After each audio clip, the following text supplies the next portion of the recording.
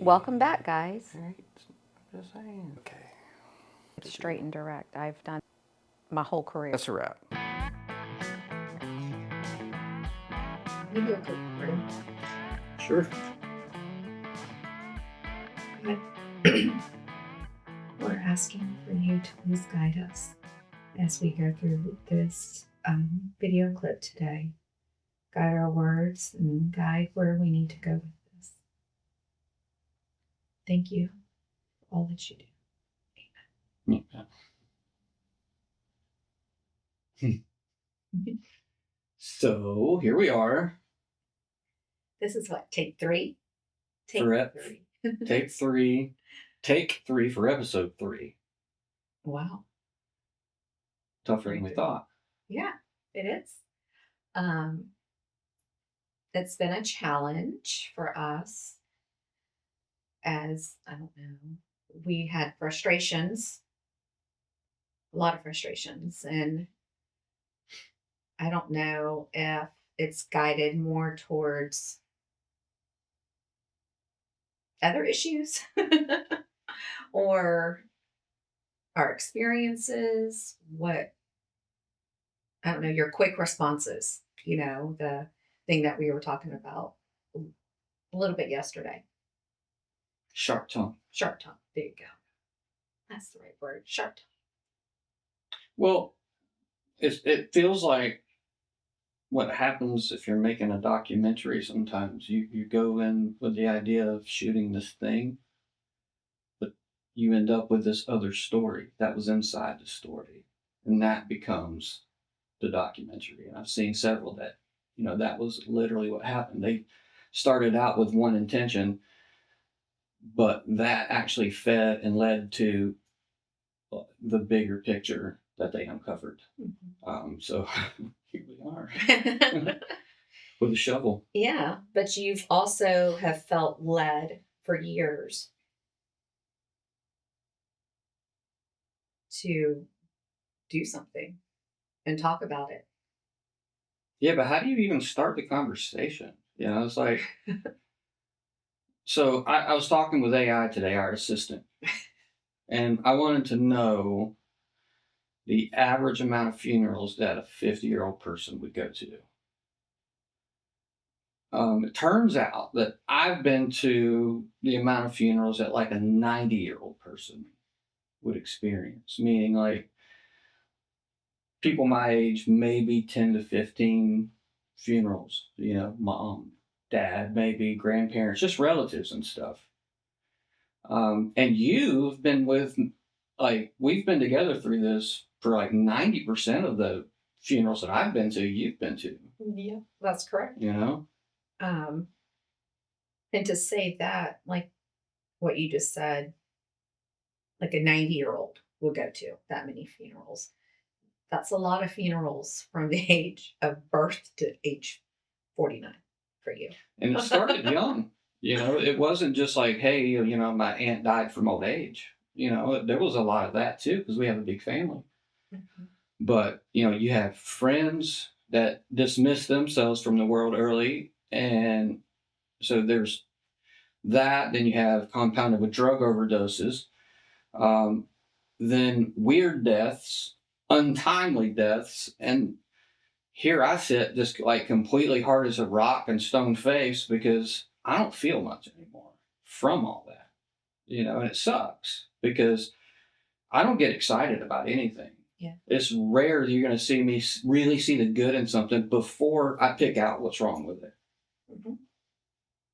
Now, I don't know if all those things are correlated, but I think that they are, and I'd like to think that it's something that could be better. Yeah. Do you think it has to do with grief? Like you not being able to grieve one before you grieve another? Like, I don't know. I don't even know what it means to actually grieve. I mean, I've seen the word. I mean, I know what the word means. But I don't know. I feel like these events happen and then everyone that happens after it just makes it harder and harder inside. And it's like you just develop this thing. And on one hand, people in the family want to come to you because you're kind of even keeled and thinking in your right mind, because I don't go kind of off um, into feelings very often. I'll do that in my own time. But other folks, they have a hard time with that. And I can be someone that's kind of helps guide them through it. And that all kind of came to fruition when Mom passed. So I was 39 when that happened. Then we watched Dad just completely crawl away for 5 years living with us. And then both grandparents, like right after that.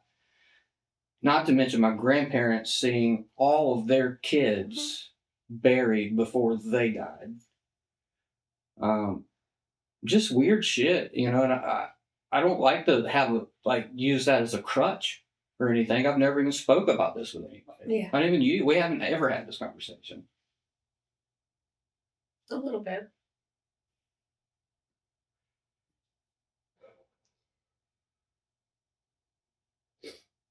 And we both, I think, go through it differently. We have gone through it differently.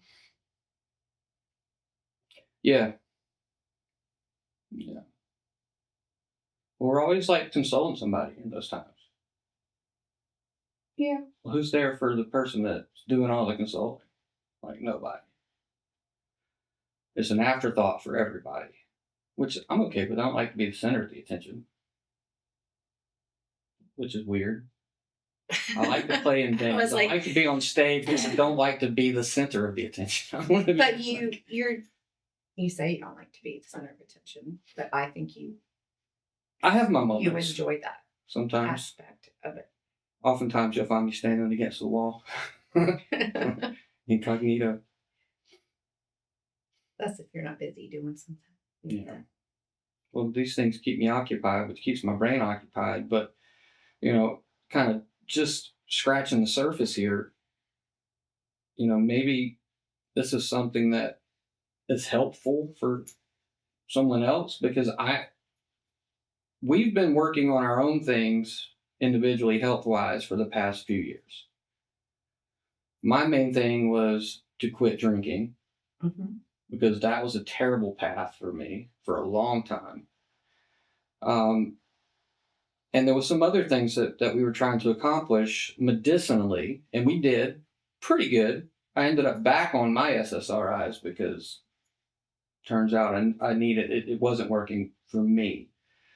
We had done psilocybin, several different rounds of that, and it was very helpful. But I never dove into this, which I think, looking back at it, fed the other addictions. Just once you figure out how to self-medicate, you don't stop until you realize it's killing you. Yeah. That's right. And hopefully you stop before it kills you. So this is something this is a path we can go down, and discover what's happening together. And there's no person I'd rather go down that road with than you. We've gone through a lot. Yeah. A lot. So we'll go through this together as well. Yeah, that's just a quick snapshot of how maybe I'm a little cuckoo. I don't think you're cuckoo. We want it to be better. I like to be happy. And oftentimes, it comes and goes, but oftentimes I kind of just live in this flat, okay, let's go mode. And boring. I take, if you're addicted to something and you take it away, you're going to have this energy that you now have to put towards something. And fortunately for me, I play guitar. She's sitting right back here. I've kind of taken all that energy into that. Which has been wonderful for me. But it also showed me I had a little OCD as well, because then I Really? obsess over it. Really? You told me that the other day. You were like, I think I have a little OCD. I'm like, you think? You think? I never thought that. But now it's like so clear, you know. We love to put labels on stuff now. Moving forward, I guess we'll kind of go from here and try to work through this and be a better person, be a better host, be a better husband, be a better father, be a better friend, all of those things, Not just you, for me too. I don't want Well, you're perfect to me. you. So. Me. Well, thank you, and I love you. I love you. And we'll see how this goes. Thanks, guys. Thank you.